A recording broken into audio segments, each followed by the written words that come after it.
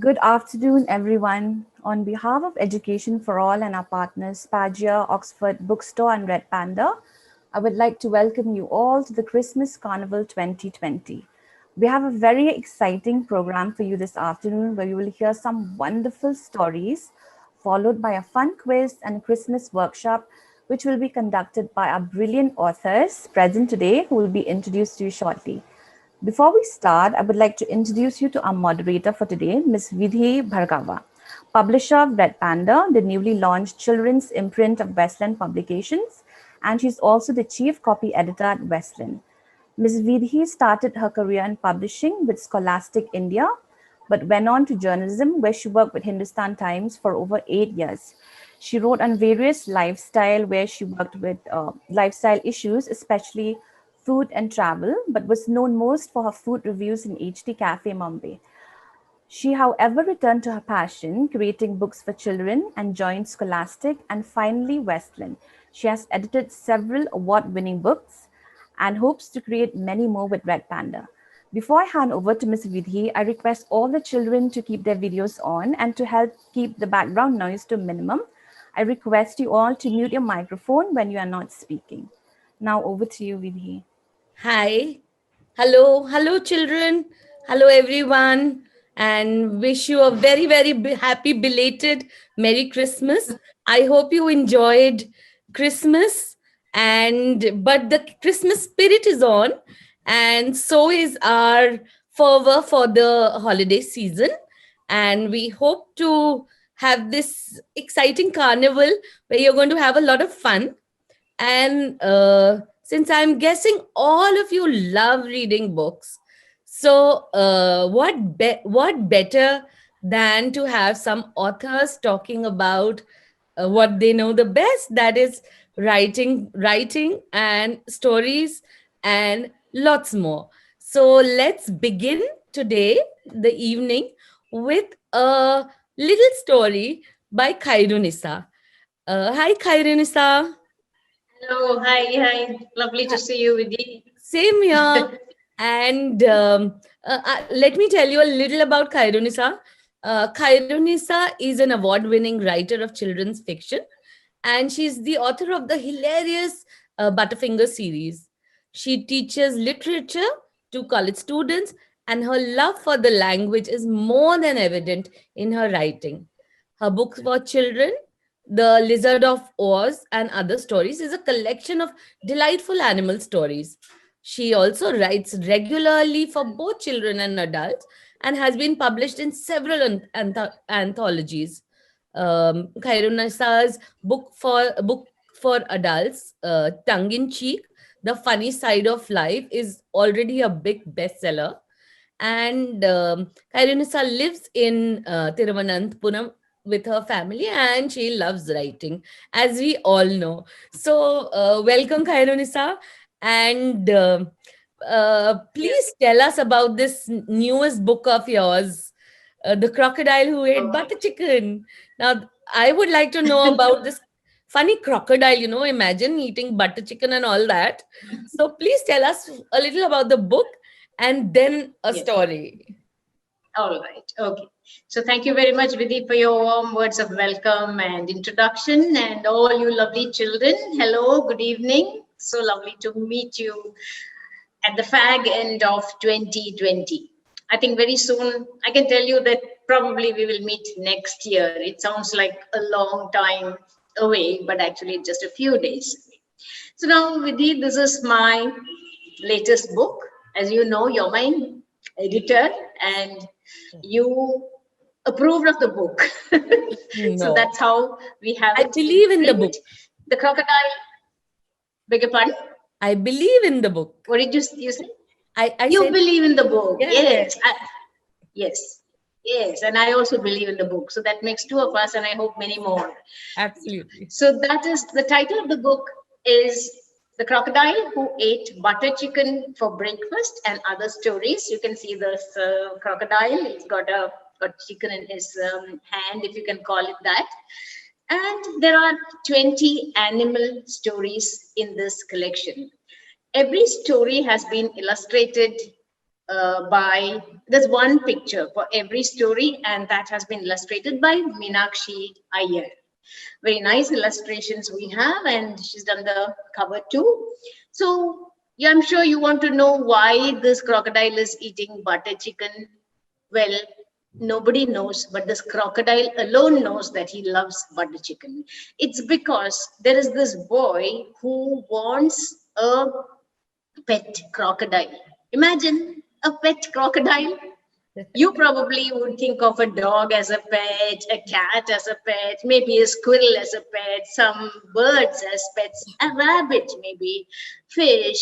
But a crocodile, that's a little ambitious, isn't it? To think of a crocodile, and also dangerous. But here is this boy, Arun, who says, I want a crocodile, I want a crocodile, but he does not tell his mother or his father. You know why? You think your mother and your father, your parents will give you a crocodile for your birthday or as a gift? So he keeps quiet. His friends know about it. And one day his friend tells him, do you want you said you want a crocodile? He said, yes. Well, here you go. And he gives him a basket. Arun opens the basket, and what does he see? A crocodile, a small baby crocodile. A crocodile? For me? This is my crocodile? You mean this crocodile is a present for me? He said, yes, it is. So somebody had given this crocodile to this friend of his who wanted to get rid of it and gave it to Arun. And Arun takes it to his house, and it is a huge problem to look after a crocodile. Imagine you can't tell your parents you have a crocodile.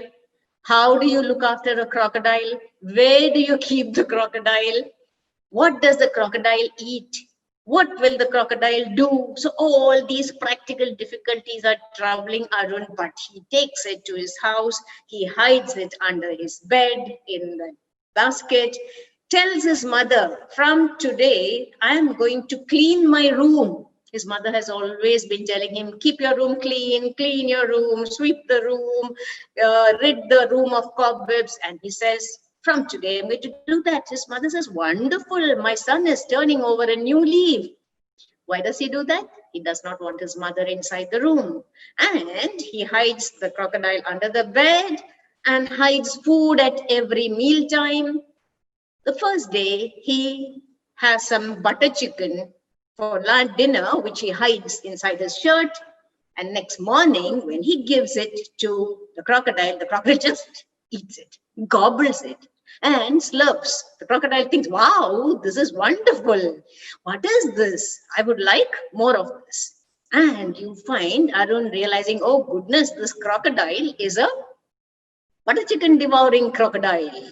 Now I have to get butter chicken for it. And there are many other problems there, lots of fun. So I'm not going to tell them the rest of the story, Vidhi. I think they should read and enjoy it. Similarly, there are other stories. There is a story of a koala. There is a story of a rat, a tortoise. You have a snail. You have a zebra. You have deer. You have fish. You have all these animals. You have tortoises and rabbits. You name it. And there is a Cinderella story with a twist at the end. And that is the last story. The title is, And They Lived Happily Ever After.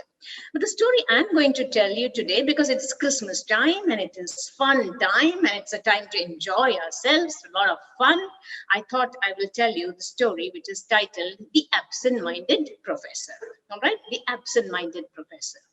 Absent-minded professor means absent-minded means not really, you're not thinking of what you're doing, losing things, forgetting things, and so on. So here is this girl, Kavita, whose father is a professor of history, and he loves his subject so much, there is only history in his head, nothing else. He's always losing things. He is looking for things all the time.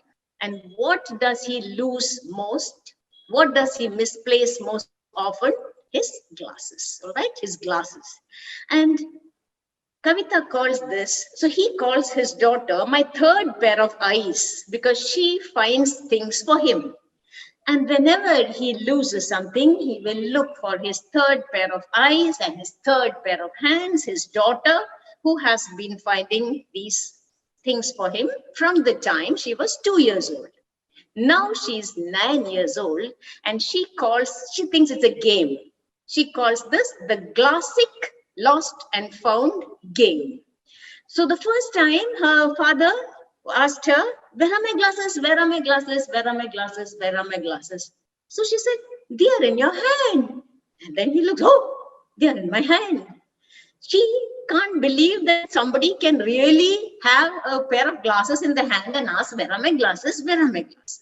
So that's what is happening. And one day he tells his family, his mother, his wife is very annoyed. Kavita's mother, she keeps telling him, why don't you buy another pair of glasses? Simple solution, isn't it? But he says, then you will have to look for 2 pairs of glasses. Isn't it bad enough looking for 1? So it goes on like this.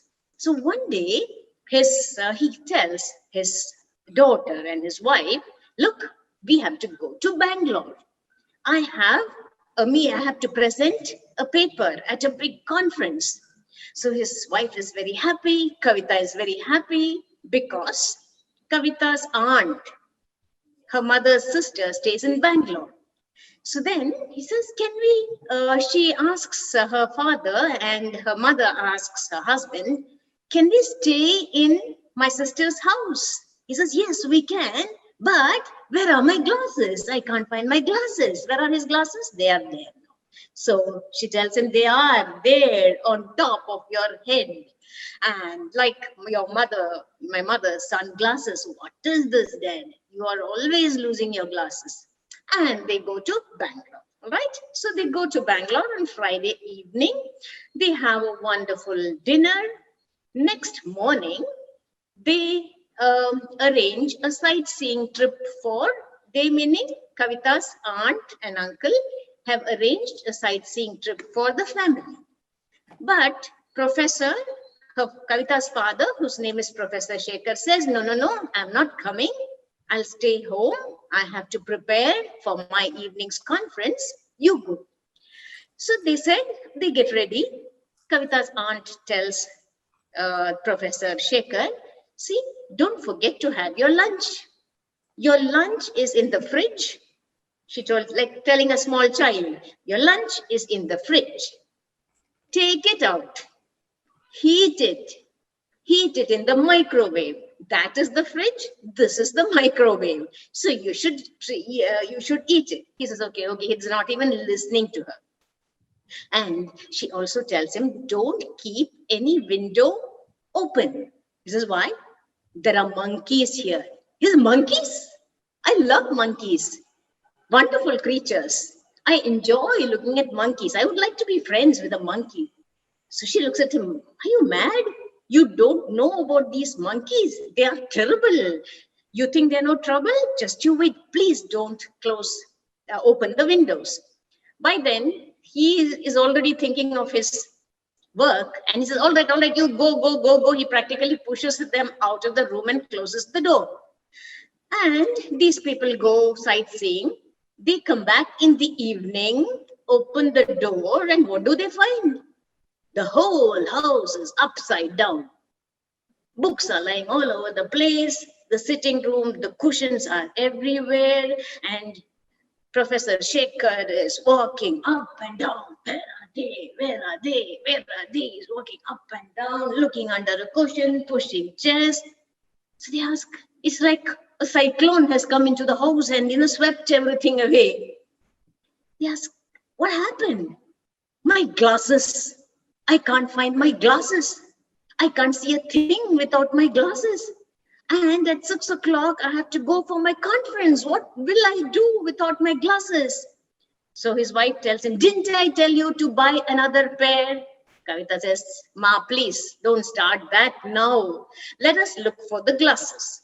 So she asks him, did you open? Suddenly she remembers, did you open the window? Any window? He said, no, why? She said, Auntie said, monkeys can come in. Monkeys? Where? He's forgotten about the monkeys. Monkeys, where are they?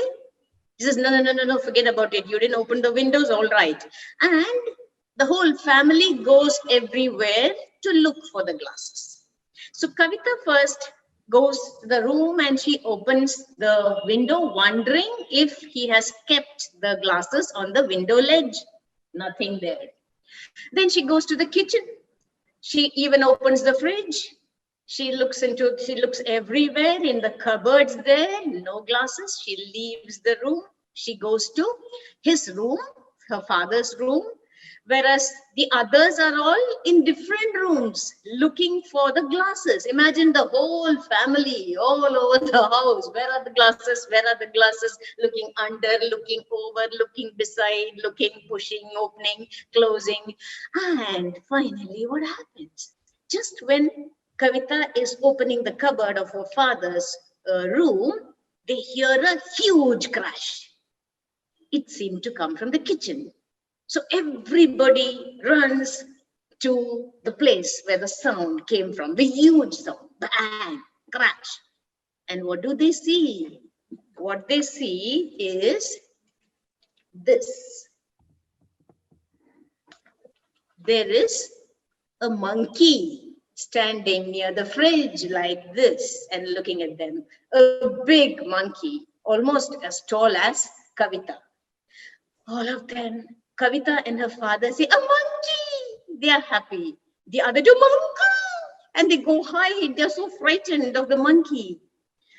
And the monkey looks at them and he gets a little frightened too. So many human beings suddenly in the room. So he opens the fridge and he takes an egg and throws it. He takes a second egg and throws it. Kavita catches one egg. Her aunt catches the other egg. The third egg falls on the ground. The fourth egg falls on the ground. Then he takes oranges, throws them. Then he takes tomatoes, throws them. And when everyone is wondering what to do, he opens the freezer. The freezer is on top and takes the first thing he sees and throws it. What is that? The pair of glasses. Professor Shekhar's pair of glasses are in the freezer and he throws it and Kavita catches it and says, hey, here are your glasses. And the professor says, wow, my glasses, cold glasses. But he is so happy. He puts them on his nose. He can't see anything because it's all misty. But he also wants to cry. He's so happy. What about the monkey? Very happy that everyone has forgotten about him. The monkey takes a bunch of bananas from the table and runs, jumps out of the window and goes away. All right. So Professor Shekhar suddenly remembers his manners and says, thank you, monkey. But by then the monkey has gone. Only the tail he could see. So that is how he got back his glasses. And he says, he turns to his daughter. Daughter says, look, it's not just the monkey. I am also responsible. I opened the window. That is why the monkey came in. That is how the monkey found the glasses for you. So the professor says, thank you, Kavita. Thank you very much. And then he tells his Kavita, see, tomorrow we could do something. We can, my paper will be presented today. Tomorrow I'm free. Tomorrow, both of us can open all the windows in the house and let us have a wonderful time with monkeys. Kavita says, yay! And grown-up says, oh, that's it. All right? So that is the story of the absent-minded professor. I hope you liked it. What a wonderful story, Khairunisa. Such a nice story. A warm story also, because I'm sure I can see lots of children are wearing glasses over here, spectacles, and I'm sure they keep on losing their specs everywhere. Losing them. Yeah, I am losing. In fact, I lost them before coming here. I mean, before this happened, I couldn't find my glasses. And I thought, oh, how ironic. I'm planning to read the story and I can't find my glasses. I went like the professor, looking under cushions and everywhere. And finally, I found it on the ironing table. All right. So I managed to find my glasses. That's how I can do this. And yes, and before that, I must show you my cap. Oh, yes. Christmas cap. Yes. Christmas spirit, right? Yes. And I have to show you this. Very fancy cap. It's very fancy, right? I have to show this. I'm so pleased with it that I And take does it great light up pleasure. also? Does it light Yes, up as well? yes. Oh, yes, it lights up. Where is it? Yes. Yes. Oh, how wonderful. Wait, wait. The wonder is, yes. Can you see the lights flickering? Yeah. Ah. Fabulous, fabulous. Yes, You yes, are in true Christmas spirit, Khairul. So, but how can I let you go before telling a little about, your Christmas spirit and what is it about Christmas that you really like? Oh, I like everything about Christmas, right from the Christmas cards to the Christmas carols. Because Uh-huh. in Kerala, Christmas is celebrated in a big way. I'm from Trivandrum, Thiruvananthapuram, if I have to be very formal and correct.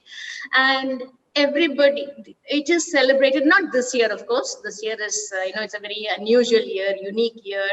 No festivals were really celebrated much. But otherwise, the streets would be lit, the churches would be lit, in houses, many houses, you will have the star hanging outside. In fact, my son, when he was small, one of the joys of one of the things he loved was to count the number of stars. How many stars are there? When we go out, he would count the stars that are outside houses. Many houses have Christmas trees. Then, of course, Christmas cakes. There are lovely cakes, all kinds of cakes. So we get invited for that. And in my school, my convent school, we used to be taken after Christmas is over to see the decorations inside the convent. Some secret rooms. They have secret rooms, which normally we are not able to go into. But after Christmas, they would tell us to come, and we'd all very quietly stand in a line and go and look at all those lovely, lovely decorations. So in every way, Christmas was wonderful. The food, the joy, the celebration, everything. And we have, even now we had in this Christmas too, on the street, we have carol singers, usually small children. They Oh, have, they come with small drums. They start singing jingle bells, till you give them some money. oh. And the moment you give them some money, they start jingle bell, they'll go. So that is how they celebrate Christmas, but we love it. It's very enjoyable. So let me wish each and every one of you belated Christmas greetings, happy Christmas, and advance wishes for a wonderful, wonderful new year. 2021. Let's hope it'll be a wonderful year. So all you dear children, wish you a very happy new year. And Vidhi, Aparna, Lakshmi, Kathy, and everyone else, Oxford Store people, everyone, wish you a very happy new year. All right? Thank you so Okay. much. Bye. Thank you so much, Khairunisa, and wish you the same and hope you have a great year and Thank you so much, Vidhi. write lots of books and keep on, Thank you. wowing everyone with your fabulous writing. Thank you. Thank, thank you so much. Yeah. All right. I hope you all love this. I certainly love the story. It was such an awesome story, and I hope you do at some point of time get hold of a book, Crocodile Who Ate Butter Chicken for Breakfast, and other stories, and enjoy the book. So now moving on to our next author of the day, Aparna Karthikeyan. Hi, Hi, Aparna. hi, thank you so much for having me. A pleasure to have you. And Aparna, let me introduce Aparna. Aparna is a dog mother, she's a tree hugger, and a storyteller. By this, we mean she's a mother to two dogs, and she loves the nature, and she is a storyteller. Through her pen, she writes fabulous stories. She's written for newspapers and websites. For older people, she writes about culture, livelihoods. She's got a book for adults, which is called 9 rupee an hour, and it's about the disappearing livelihoods of Tamil Nadu. And for children, she's got a book called Kali Wants to Dance. Then there is Cat's Eggs, and the really newly released No Nonsense Nandini, which is about a farmer, Chandra, and her life. So, fabulous book there. And Aparna shares her home with her husband, daughter, lots of books, and two most important creatures in her life, I think, that Puchu and Shigmo. So, welcome, Aparna.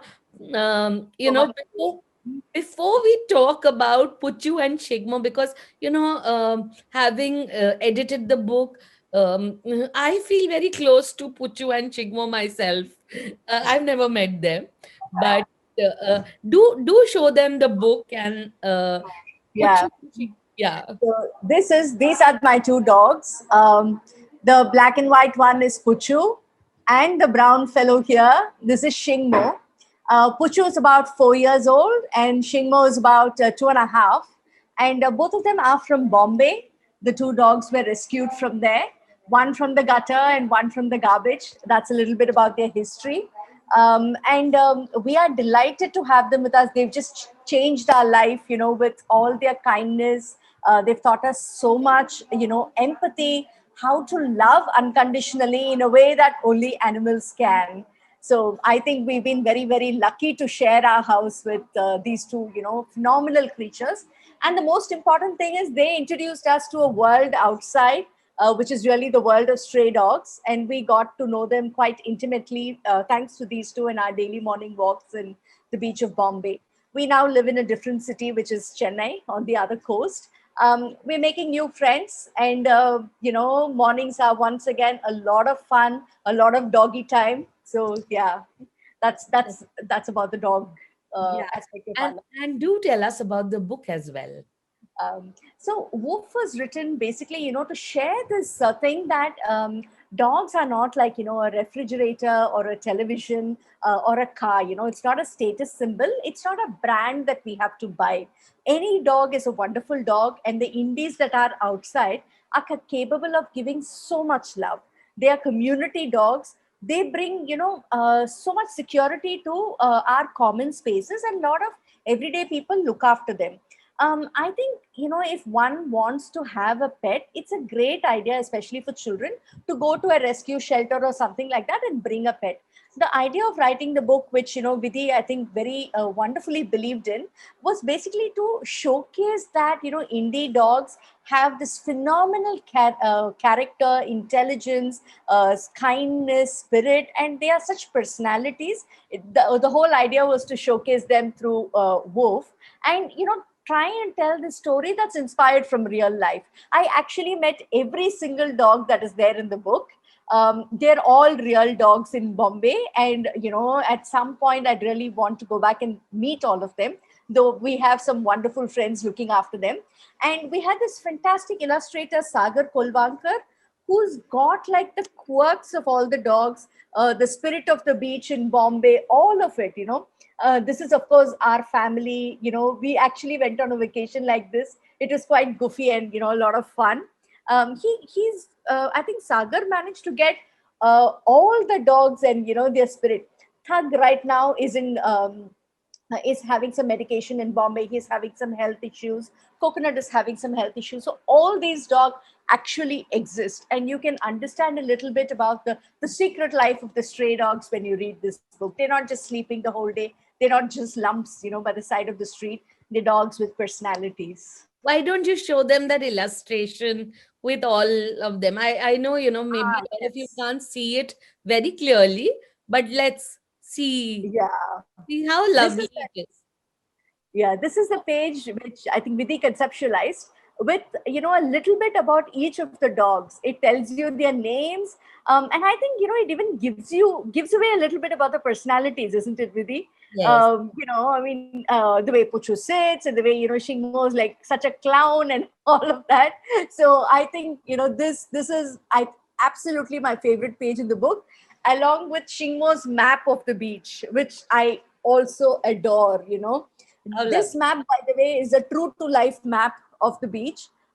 This is exactly, where they used to hang around. Every single morning, every single evening I've spent on the dogs. My nickname was Beach Bum. So Aparna, did Shigmo and Puchu, how many Christmas did they celebrate? Have they celebrated with you? Um, Shingmo is couple, two Christmases with us, and Puchu is three because she came to us in February 2017. So that's three Christmases. Oh, nice. Yeah. And have they been with you, like, participated in the festival? And So actually, the only downside of festivals is that sometimes it can get noisy. right. So, Yes. like whenever there is a cracker or something like that, all of us go under the bed. So Oh, we go under the sheets. So that's the only flip side. But the rest of it, they really like. What is nice about, I think, the festive season is that you have a lot of people drifting in and out of the houses. Not right. this year, of course, but Yes. they love being with people. We have children visiting us. There is food, there is a party, there is entertainment. They love that. And they love going out, of course. So that part of it is something that they look forward to, and I think I look forward to it more than them. They wear little bows when they go out. Oh, how lovely, how nice. What about Christmas? As in, what are your memories of Christmas, and what is it about Christmas that you really like? I think definitely, when I was growing up, I went to a convent, and we used to be made to, practice singing and all. I didn't have much of a singing voice. I was never picked to be Mary in, any of the Christmas plays. That was a bit sad. The other Aparna in the class always got to be Mary in the nativity plays, but I mean, in the Christmas plays, and they had a beautiful nativity set. So that was very nice, and of course, the fact that it was the holidays, and we had a lot of fun. Just being around, at home, reading books, eating cake. And in Chennai, we used to go around seeing the churches being lit up. We had a lot of beautiful old churches near my house. So we used to go in the car, and look at all of them. And it was very fascinating that people would pray in the middle of the night, So that was the midnight mass was a, really fascinating thing that happened. It was very exotic, and because we used to go to the temple in the morning, so like midnight, prayer was like wow. So yeah, And I think what we can't miss about the festivities is the food. yeah, And absolutely. yeah, so Chennai also have pockets where there is lot of celebration and Oh yes, oh yes. A lot of there is a huge, obviously, Christian community here. Very many beautiful old churches. I've not been for a Christmas mass in any of the churches, but I have been to many of the big churches, at other times, and they're like absolutely gorgeous places. I think the oldest one is more than 300 years old, if I'm not mistaken. So yeah, we have some lovely, lovely churches here in Chennai. Even an Armenian church, I think. oh, how lovely. How lovely is that? Oh, great. And yeah, so now that we are in the Christmas spirit, so why don't you do something interesting? What do you have for the kids over here? I can see there is Amy who's got a dog behind her. So how lovely is that? Oh Amy, yes. Oh my yeah, God. such It's a pretty. Oh, lovely. How uh, many of you have dogs? Does anyone have a dog? Or how many of you want dogs at home? Mama, or wherever you're living, no one is allowing you to. I would like to have a dog. Oh yes, I'm sure so many of you would love to. So yes, so let then Aparna, since she loves dogs so much, I'm sure she's got something really exciting for us. So please continue, Aparna. Sure. So I'm going to talk about some fun facts about dogs. Okay, I'm going to share with you some of the excitement that I find about these creatures, which are very everyday because we see them around us all the time. But they're actually phenomenal. They're actually superstars. And you know why? First, the size of the dog. Most human beings are about the same size, right? We have a range between, say, 5 feet and 6 feet. That's the average human range, right? Approximately.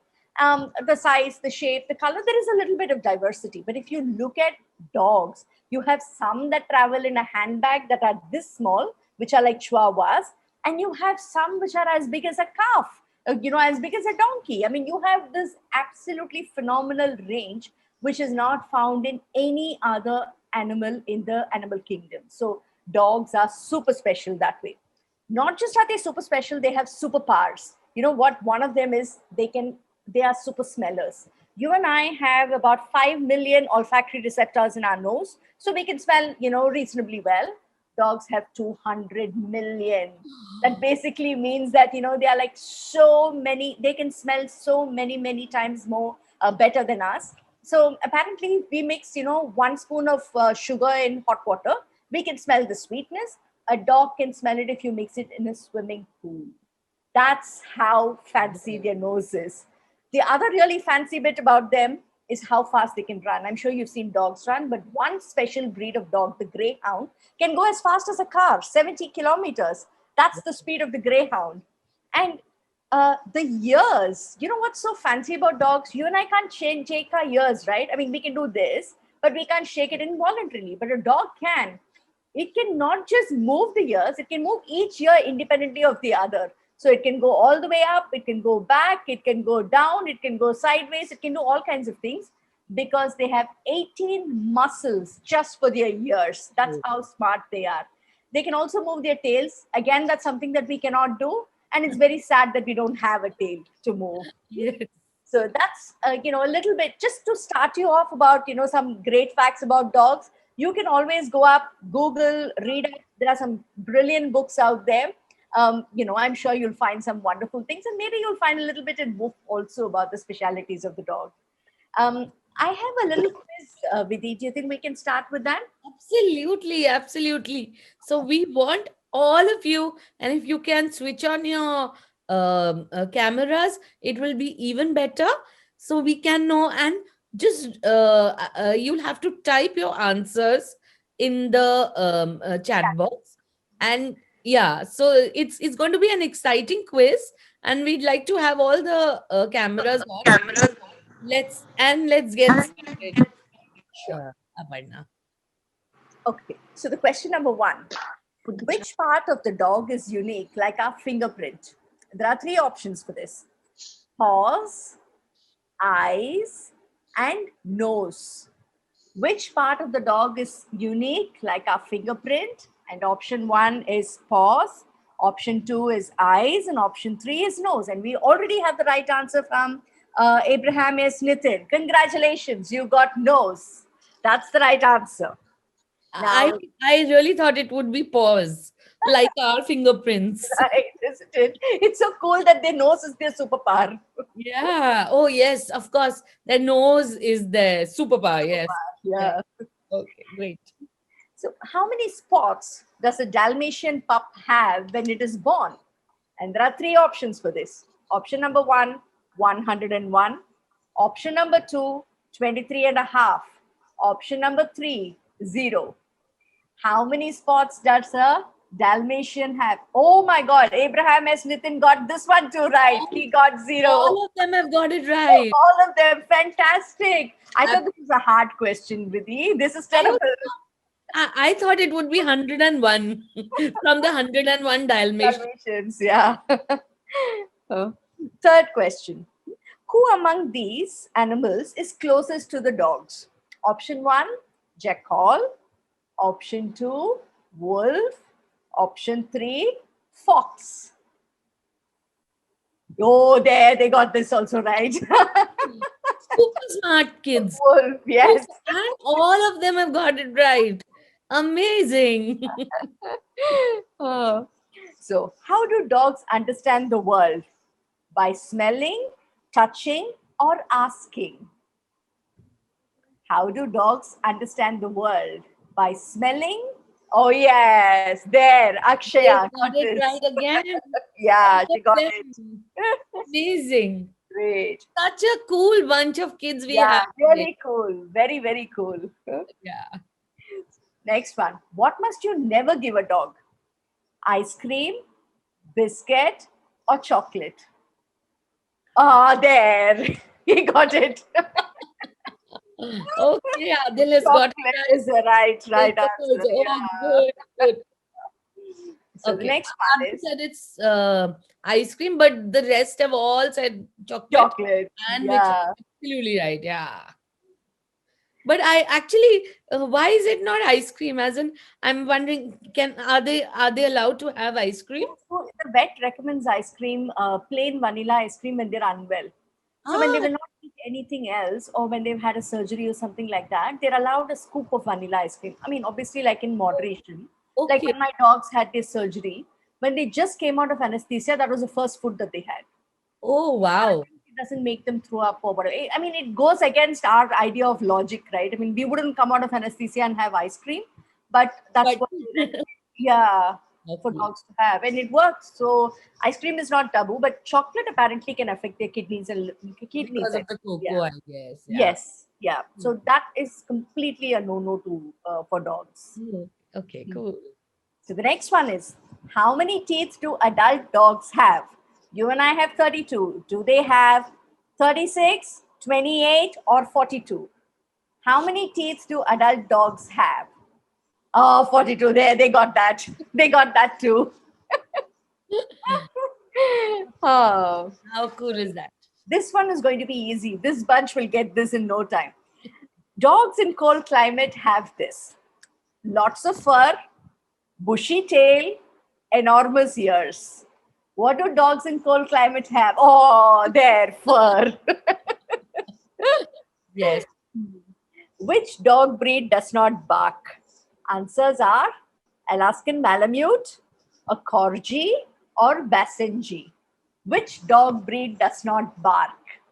Alaskan Malamute, Corgi, or Basenji? Which one is it? Wow. Ah, there. We got Basenji. They Yes. So just got it right. It's like, they all are super cool kids. super cool. Yeah. And a Basenji apparently within yodels, it does not bark, whatever Oh, yodel is. yeah. So the next one is, which dog has a black tongue? And the options are Chihuahua, Labrador, Chow Chow. Which dog breed has a black tongue? Chihuahua, Labrador, or a Chow Chow? Chow Chow. There they go. Amazing. That's it. And I have the last question, which is a very, very, I think, difficult question. Which breed loves human beings the most? And the options are Retriever, Beagle, Stray Dog, which is the mongrel, or is it something else? What do you think? Okay, so do you think we should tell them the answer, Vidhi? Yes, yes, absolutely. I think it is all of them. The answer is every dog loves human beings more than they love themselves. So that is the right answer for the last question. And thank you so much for having me. This was so much fun, such cool kids. I'm so glad that you all know so much about dogs. I hope you read out, discover more about them. And I already saw that some of them wanted to have a dog and already have a dog. So, yeah, I mean, they are like best friends for life. So, yeah. And, sometimes if you can't, maybe, there are times that, your house is small or parents can't take on that additional responsibility of having a dog. What you could do is just take care of a dog outside your house. Right. As in just like Aparna ma'am has been doing. She's been taking care of so many beach dogs.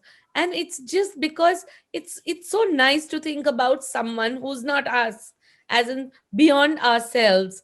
So I hope you guys read this book, Woof, because it really does. It is a book which, if you like dogs, you will love them even more. And if you don't love them yet, you will discover how much you love them. So, so I do hope that all of you read Woof, and give love everywhere, as in it's the Christmas time, and 365 days can be Christmas, right? Thank Thank you. Thank thank you so much, Vidhi. And thank, thank you so much for having me. Yeah. thank you, Aparna. Thank you so much.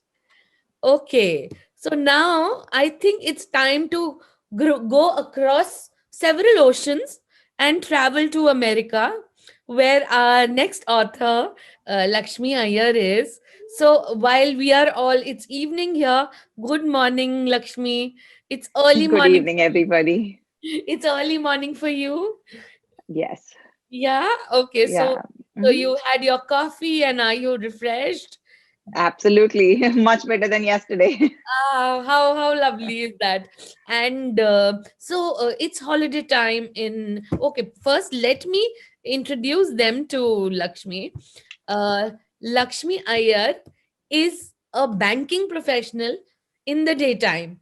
And the most amazing thing is that she's got a very different job. She's dealing with numbers through the day. And what does she do at night? She sits and she types away at her computer, writing stories. Actually, not so many stories, but just writing because she loves writing. She is an MBA graduate from Libau College of Business and an alumna of Yale Writers Workshop. She writes creative nonfiction. I hope you all know what nonfiction is. Something which is real, which is fiction is an imaginary world. Nonfiction is real. So Lakshmi writes about real life, about things that happen to people, emotions that people go through, real things. She writes on her personal website, and when Lakshmi is not writing or working, she enjoys cooking and watching food videos on YouTube. How cool is that, Lakshmi? And Absolutely. That's my stress buster. yeah, and Lakshmi lives with her husband and her three daughters near Philadelphia in the US. Lakshmi, it's really interesting. Lakshmi has got two adopted daughters and one a biological daughter, and it's like sometimes I really marvel at your family. Such a beautiful family. It's an intersection of people and I'm going to ask you to tell a little more about that. And Sure. she hopes to write a memoir about adoption someday. So tell us about the family first, Lakshmi, and then Sure. go on to the lovely book that you have written and what it is about. Yeah. Sure. Thank you, Vidhi, for that lovely introduction. You make me sound way cooler than I really Oh, am. you are. So, but here goes. My husband and I, we have three daughters. They're Anjali, Meghna, and Sahana. So we adopted Anjali and Meghna when they were 10 months old. They are white. My youngest daughter, Sahana, she's 6 years old. She was born, she was a surprise baby. So adoption obviously is a big part of our lives because we live it every day. And so when Vidhi reached out to me sometime in 2019, asking if I'd like to write a children's book, and obviously because I'm a nonfiction writer and I write best when I write about things I know well, I thought, why not write a story that incorporates adoption in some way? So the book you see here, it's called Why Is My Hair Curly? Has a brother and sister who are adopted by their parents. But the thing is, adoption is one part of their life, but it is also an important part of their life. So the protagonist in the book, the main character, her name is Avantika. Her brother's name is Avnish. Avantika has like this huge curly mass of hair. If you see on the cover, can you see how unruly her hair is? And for whatever reason, her mom has a lot of trouble taming her hair. And so Avantika keeps thinking, where did my hair come from? Did it come from my birth mother? Is there any way I can, take care of it myself? And then she meets this party at a park. Party in Tamil is grandmother. And this party has curly hair just like her. So the story is about how this party and Avantika become friends and what is that mysterious connection between Avantika and this party. And one of the cool things about this book is that it is set in Chennai, that it features Coimbatore, both cities in Tamil Nadu. And the best part, according to me, is that Avantika and Avnish get to call their parents Amma and Appa, just like my children call me. And then they have their Chitti, Chittappa, they have Pati, Tata. And somehow, when my children and children like mine here in the US read these books, they feel like they can see themselves. So I have a whole bunch of kids who come and tell me, I love that Avantika and Avnish eat idli and chutney just like I do at home. Or I love that Avantika's mom makes rava kesari. That's my favorite dessert. And I've never seen any of the other books talk about foods that we eat. So, and thank you to Vidhi for that, because it is hard to write books that can remain true to whatever story you're trying to say. So that's about the book. But before I finish talking about the book, I do want to shout out and say the pictures in the book are incredible. I love all of them. Here is a sample picture. This is Avantika and her mom. Uh, And these pictures are pencil sketches, and they are drawn by a person named Nilofer Vadia. So huge shout out to her. It's a lovely book. And if you get a chance, I'd say you should pick it up. yeah. So that's enough. Yeah, sorry. Go ahead. No, I'm so sorry to. Tejas wants to know, what is a protagonist? Protagonist is like the hero in a movie or a heroine in a movie. It's the main person in a story. That person may or may not be heroic, but the story is about them. So typically any story that you read has one or two protagonists who are the people the action centers around, and then there may be antagonists who are the people who put up troubles, or they create situations that the protagonist has to overcome to get to the end of the story. So protagonists and antagonists are the main characters, but they serve different functions in a story. Yeah, so the protagonist in our story is Avantika, the Mhm. girl who has curly hair. Yes, that's right. Okay. um yeah, so and then because I was talking about my family, and like I said, my older daughters, they are white, they come from a Christian family, so we celebrate Christmas in our house. I know it's like it's 4 days after Christmas, but we still have a wreath outside the house. We have our Christmas tree that's lighted up. We have a small Christmas village where kids, there's like toy figurines that with kids that go sledding. We have a bunch of carol singers. So we set that up on the side, just like during Navratri in Tamil Nadu, we set up Golu, like, it's a collection of dolls.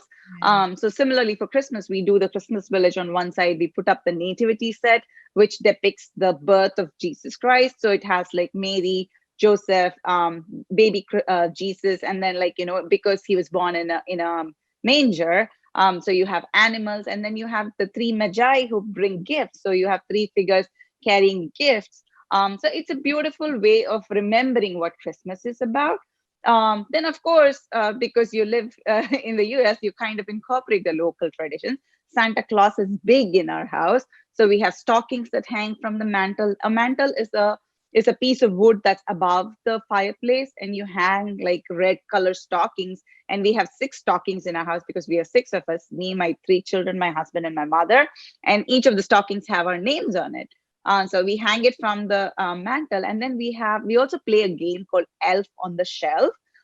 So for about a month before Christmas, the elves mysteriously appear one night, and the elves keep an eye on my children. So if they've been nice, they go and tell Santa. If they have been naughty, they tell that to Santa too. And the best part, the elves keep magically appearing and reappearing every morning. So every morning, my youngest daughter, she'll wake. Her first task is to find out where the elf moved. So she really thinks it's magic. So it's fun. We play along. So that's one of one of those traditions I haven't seen outside the US as much. But something that we do and we enjoy. We've been doing it for a few years now. Uh, so are yeah. you, if you're nice, you get goodies in your socks, and Yeah. if you're naughty, you get lumps of coal, right? Yeah. So far the elves have been good. Oh, They've good. been only telling the good things. So all the Have kids the have been elves getting been good, or stockings. have you been good?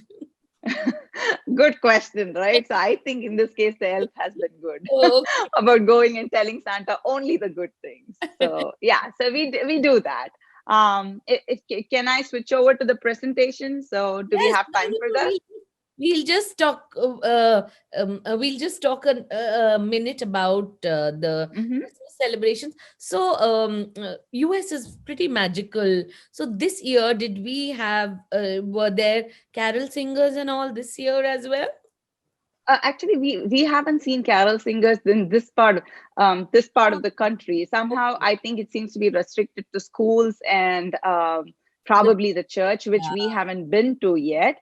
But fascinating, just like Khairunisa said, that was something that I grew up in South India. Like, carol singing, and Margari is the Tamil month of December, and we used to have bhajans. So we would have the Margari bhajan singers go by, and then we would have the Christmas carolers go by. So it was beautiful living in an intersection of different things, both equally joyful. And just like Khairunisa said, I went to a convent in Coimbatore, and I think Aparna also went to a convent. Something that's fascinating to me. We used to have a chapel, so before school broke for Christmas break, we would all go to the chapel, and then we would light a candle, we would say prayers, there would be carols, we would have like a nativity drama. And I never got to play Mary, but I did insist and get to play the fairy angel instead. So I have some really lovely memories of celebrating Christmas in India, even though we didn't celebrate at home. We had neighbors that would drop off fruit cakes. So that's some of my favorite things about Christmas. Great. And so, what do you have to tell the kids today? About Christmas. Having stayed in a different part of the world. So please tell. Go ahead Yeah, with the sure. presentation. Yeah. If what I'm going to do is I'm going to try and share my screen. If that's not possible, we'll just talk about it. So when talking to my kids about Christmas, I found there was like fascinating ways of celebrating Christmas all over the world. Let me know if you're able to see my screen. Yes. Yeah, great. So what I'm going to do is kind of quickly go through some of the countries and what they do in each of those countries. So I'm just gonna skip. So basically, just like the US, Canada is the country that's north of the US, and we wish each other Merry Christmas. And that's like common in this part of the world. But one of the interesting things that is common, again, this part of the world, is that Santa Claus has his sleigh pulled by reindeer, and reindeers are pretty common in the northern part of North America. Then I can see where that comes from. So US, of course, we talked about. So the other tradition that is, again, I don't know if it's local to here or not, but cookie making, gingerbread houses, these are very popular. So most homes, kids along with their parents, bake cookies leading the week leading up to Christmas, and cookies are common gifts. You trade cookies with your neighbors. Cookies again are the Indian equivalent of biscuits, like shortbread cookies. Then again, even though Hawaii is part of the US, it's a set of islands at the southern tip of US, and because of that, they have a warm and moist climate. And the people there dress in shorts, and their language, so they say Meli Kalikamaka for Merry Christmas. And they have an interesting name for Santa called Kanakaloka. And the interesting folklore in Hawaii is that Santa actually rides a canoe, gets pulled in a canoe by dolphins. Canoe is like a single person boat. And Santa wears flower lace, like what we call mala or garland. So I thought that was pretty cool. So again, around the time of Christmas, at least here in the US, you have a whole bunch of holidays. You have the Jewish holiday of Hanukkah, you have the African holiday of Kwanzaa, so you have Christmas. So it's nice to be inclusive and say happy holidays, because these festivals kind of run from mid-December through early January. So people generally sometimes say Merry Christmas, but mostly people say Happy Holidays. And Kwanzaa, again, is something that I learned very recently. So you have a dish with 6 candles. It's called a kinara. And each day represents a value like kindness or and I found it a very fascinating tradition. We haven't celebrated it yet, but I think this might be something that I will look into for the future. Then again, in Mexico, one of the things I found interesting is that Mexico is to the south of the US. The language they speak is Spanish, and they say Feliz Navidad. And So poinsettias is a flower that grows there, and it's an important symbol during Christmas. So you have wreaths made of poinsettias, and then just like we have candy and cookies here in the northern parts, in Mexico, children break what's called a piñata, and the piñata is usually filled with candy. So even though it's a Christmas tradition, most people do it for birthdays, basically any celebration. It's like a cardboard box filled with a cardboard shape filled with candy, and kids take turns kind of hitting and breaking it and letting the candy fall, and then everybody just rushes and gets what they want. It's a very fun tradition. And then moving on to Brazil. Brazil, they say Feliz Natal. That means Merry Christmas in Portuguese. And they do, so just like we have Santa Claus, they call Santa Claus Papa Noel, as in Father Christmas. And then they do fireworks for Christmas, just like we do for Diwali. Then moving on, South Africa. South Africa, they say Gisende Kerfees, which means Merry Christmas in Afrikaans, which is the language there. And they have another, so their equivalent of Santa Claus is Sinterklaas. And he, again, most of these traditions have some sort of a father or some sort of an otherworldly figure who rewards children for good behavior. And one of the things I found fascinating about South Africa was that they have something called a Christmas cracker that you pull apart, it makes noise, and they usually have a treat inside. That's one of their Christmas traditions. So then Germany. So I know most of us know Germany for the Black Forest cake, but it's interestingly, they also have, that's where the tradition of Christmas trees comes from. And they say Frohliche Wort, like, okay, I'm not even going to try to pronounce that because I did try, trust me. But they say in German, Merry Christmas. So they also have gingerbread houses. Again, gingerbread houses are becoming very popular here in the US, but that's where the tradition originates from. And here we have Christkind. So instead of Santa Claus, this is like a beautiful fair-haired girl with a shining crown who visits each house with a basket of presents. How cool is that, right? So, and then moving on to Sweden, they say God Jul, which means Merry Christmas in Swedish. And this again is a tradition that I recently became aware of. I have a friend whose daughter's name is Lucy, and they actually do this. So the youngest daughter of the house dresses up in a white robe with a red sash and wears a crown of lighted candles. It's called St. Lucia's Day, and they celebrate it with a feast. And like everything else, again, these celebrations kind of last a week, and these are some of the unique things that I found. Then moving on to Netherlands, most people there wear wooden shoes called clogs. And the fun part is they wish each other saying Prettige Kerfeest, which is Merry Christmas in Dutch. Again, here we have Sinterklaas, who comes in a steamboat and then travels through the town on a white horse. And so kids leave carrots and treats for Santa and for the horse. And in turn, Sinterklaas leaves gifts for the kids.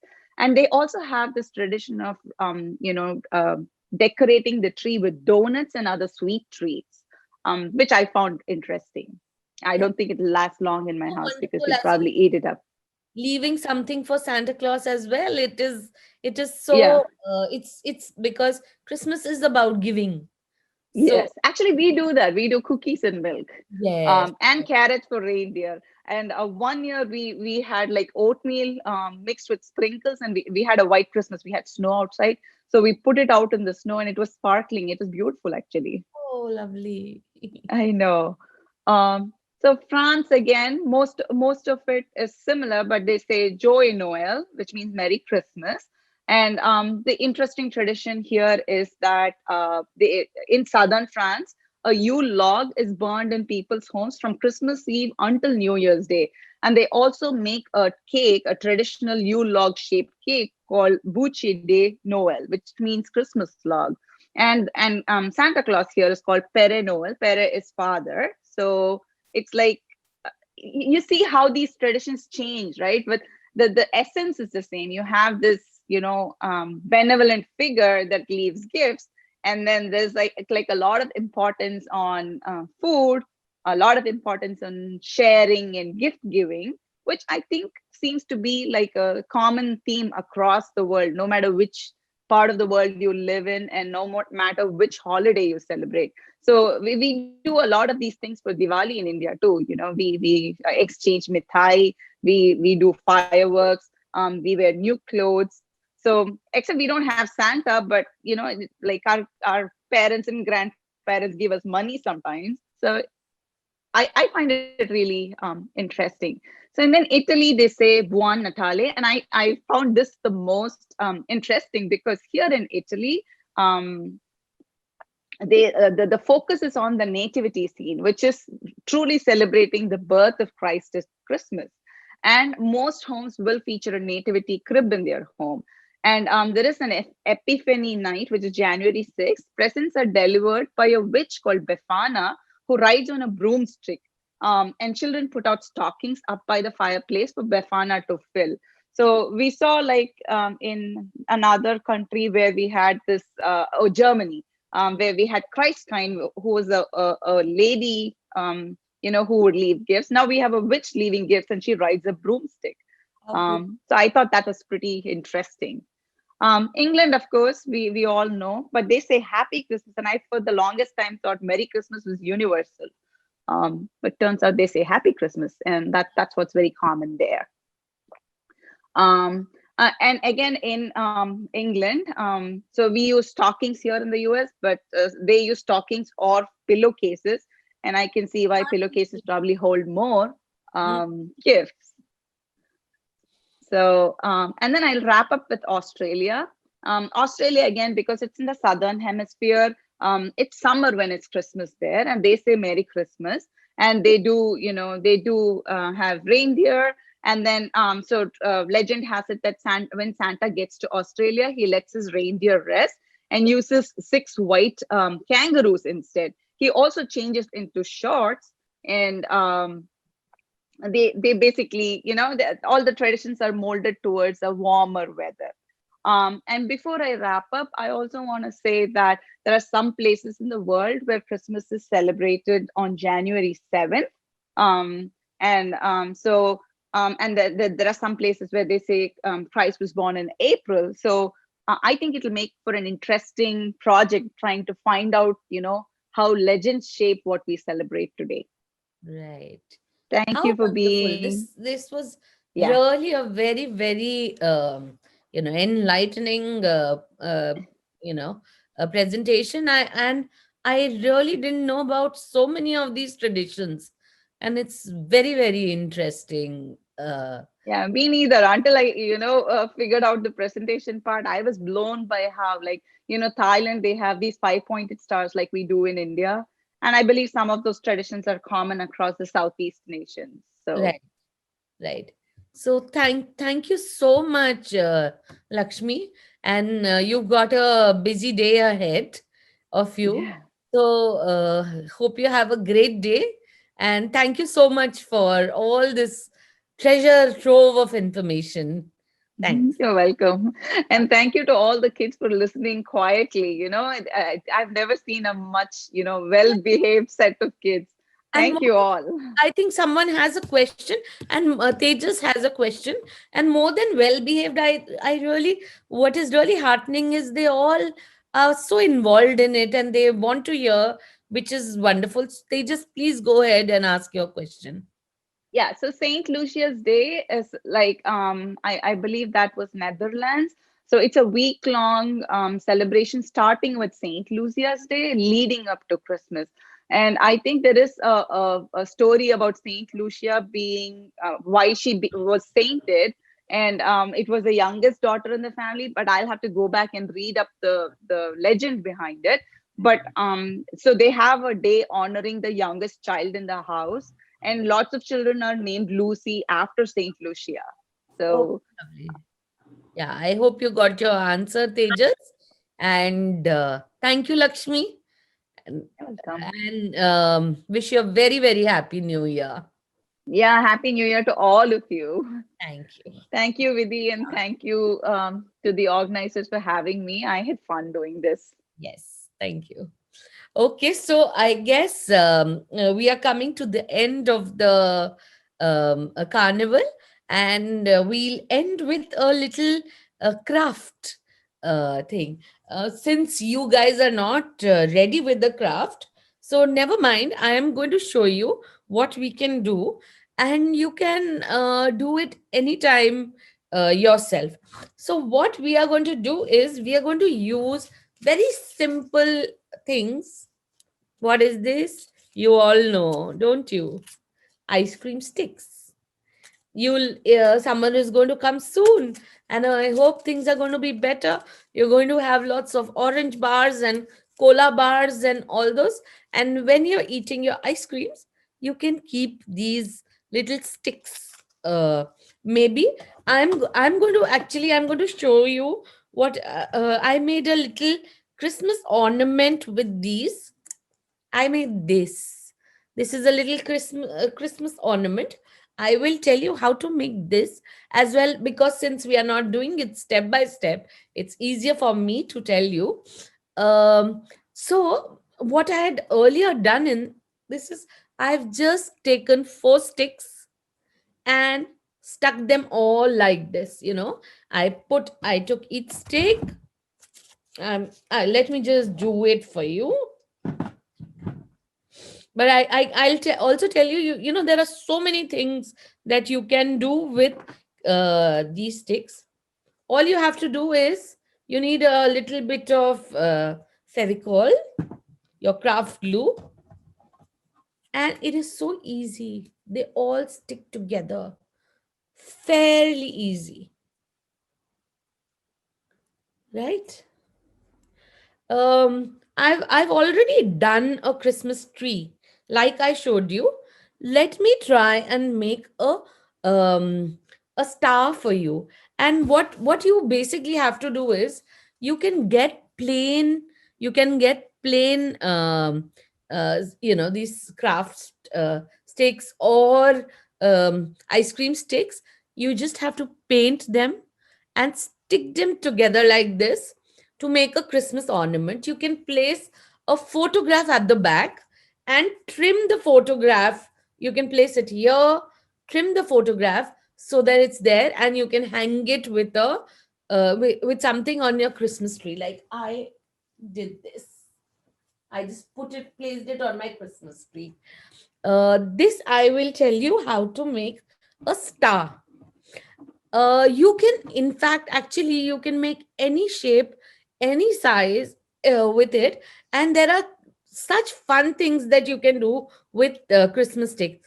I have earlier, let me just make, I'll quickly just show you how to put them together. And then maybe we'll talk about other things that you can do. Or maybe some of you would have made something. Let me see. Here I am putting, it's so easy to make a star.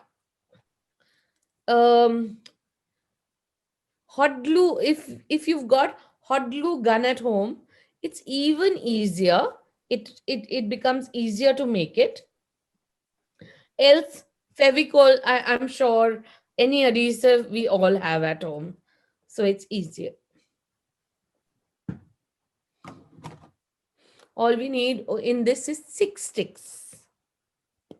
It'll take a while to dry up, so that's something that it'll take time to dry up. You'll have to keep enough time.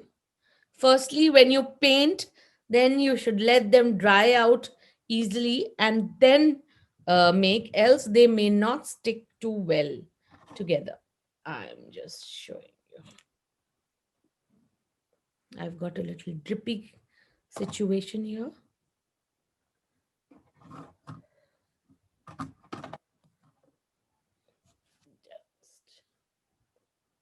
Yeah, this is what I made yet.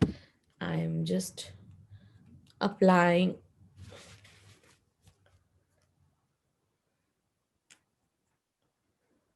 And here you go. It'll take a while to get dry, but see what we have here. We've got a star, and all that you need to do is you can decorate it with whatever you want.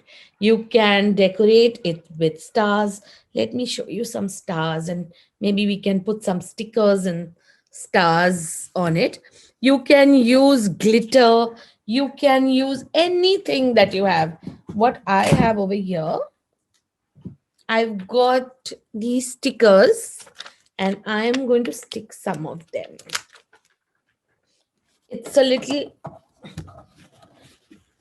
since it's not dried up completely, I'm just being a little careful with them. Yeah. But just put your stickers and you'll be ready to go with this. You can hang it anywhere that you want. Can you see this? Super simple, right? Doesn't it look like super simple?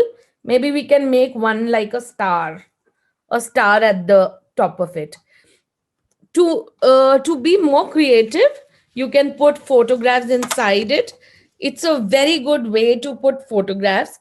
You can take lots of these sticks and stick them all together. Like you can get 4 sticks together and stick them. Let me show you. Put them on the side and make coasters out of it. You know.